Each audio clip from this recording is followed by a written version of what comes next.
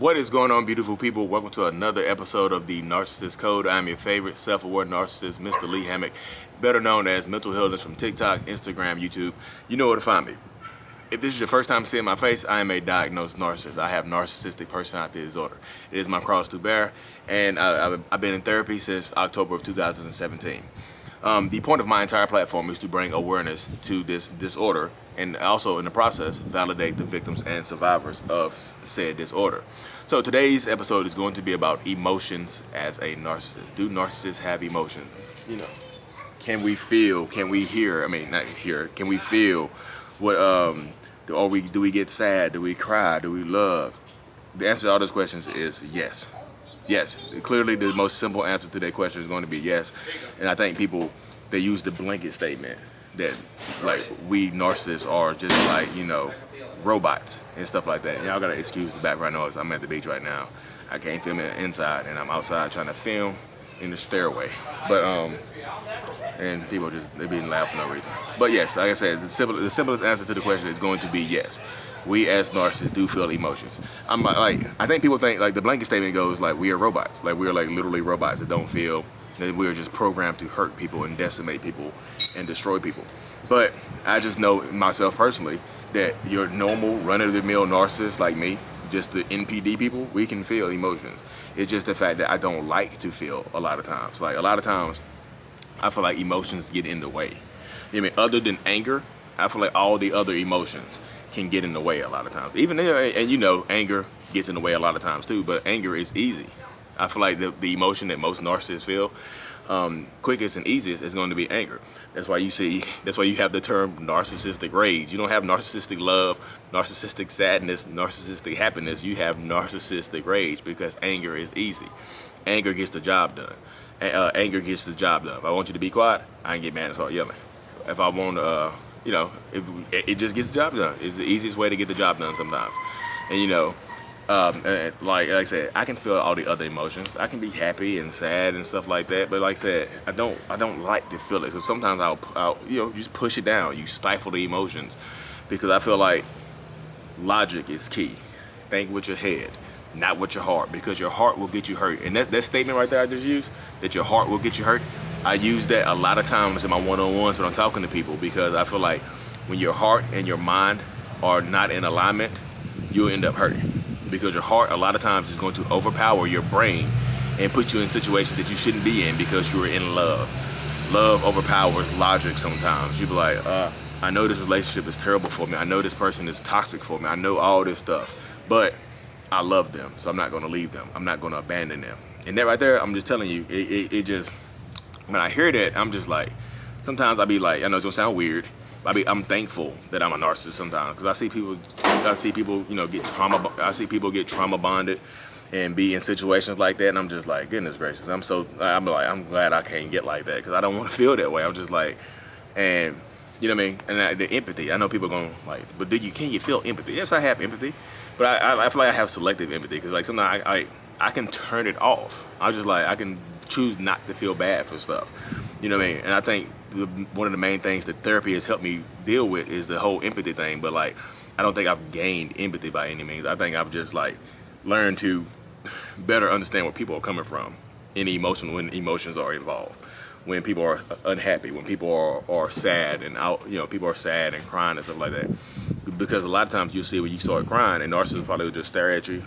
They, you know, they'll get mad at you. They'll get angry with you. They'll shut the door on you. Like if one of your parents died or something like that, you'll be in there crying, looking for support and sympathy, and the narcissist will shut the door on you or scream at you or tell you to get over it, something like that. Or just use the old term like, you're too emotional. You know what I mean? You didn't die. Why are you crying? You know what I mean? Or they were old. It was their time to go. Why are you crying? You know what I mean? Stuff like that. Because we don't understand it. Like sometimes I still find myself doing it now. Like I don't understand it, you know, because like I've had aunts and grandmas and stuff pass away, and I'll be just chilling. You know what I mean? I'm just like, I'll find out and I'll keep moving. And my wife was like, "Who's that?" I'm like, well, I found out my grandma died, and I was in a grocery store, and my wife was like, "Who was that?" I was like, "Oh, that's my mom telling me my grandma had passed away." I see her face got all red and she got sad. She's like, "Oh my goodness, I'm so sorry for you." I'm like, I mean, it's cool. I mean, she was in her 70s. It was time. And I know I could just look at her and tell. She was like, "What in the hell is wrong with you? You're not gonna feel sad or something like that?" Just like, I was like, "No, I'm good." I was like, "She had a good life. She lived a good, strong life. I mean, it was her time. You know what I mean?" And I know my wife was looking at me. I remember that look at the grocery store because it happened twice. My aunt died. My grandma died, and then my aunt died. We were both in the same. We was in the same grocery store, like a couple years apart. And I like, my wife was like, "Who was that?" I was like, "That was My wife was like, "Who is that?" And I was like, well,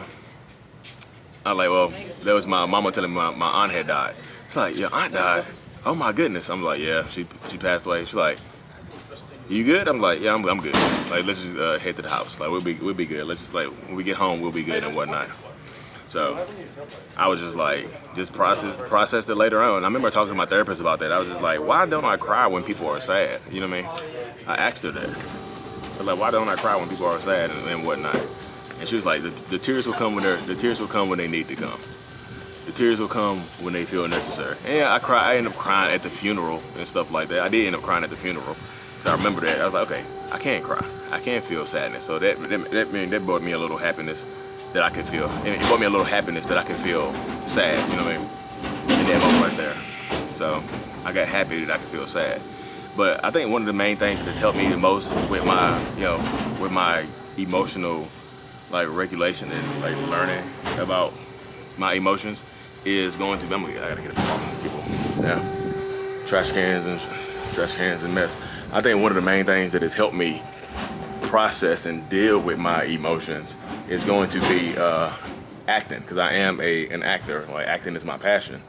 And I remember my acting teacher telling me, she was like, you can't fake emotions. So you have to, I remember telling her, I was like, I can't get into this emotional connection. I was like, I can't connect to these emotions like everybody else can. It's like, so what can I do? I was like, so what can I do to better connect to these emotions? And she was just like, you have to think of a time when you're supposed to be sad. So in acting roles, when I'm supposed to be sad, I'm over here thinking about my aunt's funeral, and I actually got sad because I remember the whole scene and stuff like that. I was able to cry on camera and stuff like that, cry on cue for acting roles. I was like, dang, I can do this. So acting has actually helped me be more emotional, because, like, you can't be a good actor and fake emotions. You have to really experience those emotions to be on camera and stuff like that. So that has definitely helped me as well, I would say. Just to process everything, just to deal with everything correctly and be better with everything, you know what I mean? So being an actor has helped as well to, process the emotions like I've been processing. So as I said, sorry y'all, I'm out here trying to film videos and people walking around and stuff. I'm out here at the beach and whatnot. So yeah, we can, like I said, narcissists definitely can feel emotions. That's why you'll see, like, if you try to leave a narcissist, they'll bust out boohoo crying and stuff like that, and that'll confuse you. You'll be like, I know this person is a narcissist, but I didn't think narcissists could cry or feel emotions. But then you gotta ask yourself, why are they crying? Are they crying because you're leaving them, or are they crying because their life is about to get harder because you're leaving them? Are they crying for you, or are they crying for themselves? You know what I mean? Where is the emotion coming from? Because narcissists can be happy, like I said, like during the love bombing phase. Like, I just know 100% that I was feeling in love and stuff like that. You know what I mean? Like, during the love bombing phase, it feels like you were 100% in love. Like, when you want to give people you want to give people love, care, and affection, and all the other good stuff. You just want to do that type of stuff. You want to give it to them because you love, care for them, And then it just, like I say, like a light switch, it flips off and things like that. So the love disappears and goes somewhere else. The love gets redirected into some other form of, dissonance and energy and stuff like that. Anyway, y'all, I gotta cut this short. There's so many cars pulling up. I think it's like, what time is it? 7 p.m. So yeah, I have to cut it short. People are leaving and stuff like that. Anyway, y'all, thank y'all for tuning into another episode. If you haven't already, like and subscribe for more episodes and stuff like that, because I'm gonna keep it going. I'm gonna keep everything moving on the channel. I'm truly thankful for all the likes and subscriptions I got so far on YouTube and whatnot. If you listen to this on Anchor, Apple Music, or Spotify, give me 5 stars and a good rating. I appreciate everybody who's done it so far. I'm thankful. I see it going up. I'm thankful for all of y'all too. Anyways, I love and appreciate y'all. Thank you so much. Mental Illness is out. Peace.